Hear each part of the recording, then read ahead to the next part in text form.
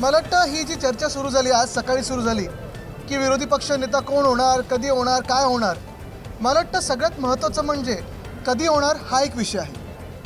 महाराष्ट्रासारख्या राज्यामध्ये एवढं निवडणुका झाल्यानंतर निवडणूक आयोगाच्या आशीर्वादानं बहुमताचं सरकार बसलेलं आहे आणि तरी नेमकं कोणाला घाबरतायत हे, कशाला घाबरतायत हे?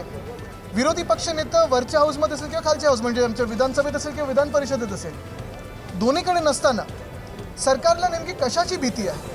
बरं, असं झालेलं आहे की सरकारमध्येच दोन विरोधी पक्ष नेते तयार होत नाहीत ना, असा देखील प्रश्न कदाचित मुख्यमंत्र्यांना पडला असेल आणि म्हणून कुठच्याही बदल झालेला आहे विरोधी पक्षाच्या प्रस्तावाच्या ह्याच्यात, ह्या अफवांवर विश्वास ठेवू नका. कोणी बातमी पेरलेली आहे, कधी पेरलेली आहे, कुठच्या माणसाने पेरलेली हे आम्हाला सगळं माहिती आहे. पण एक लक्षात घ्या तुम्ही, जे आमच्या कानावर येते की सत्ताधारी जे बाक आहेत, एक पक्ष दोन गट असे जे आहेत, त्याच्यातून एका गटामधून 22 आमदार मुख्यमंत्र्यांच्या हाती लागलेले आहेत.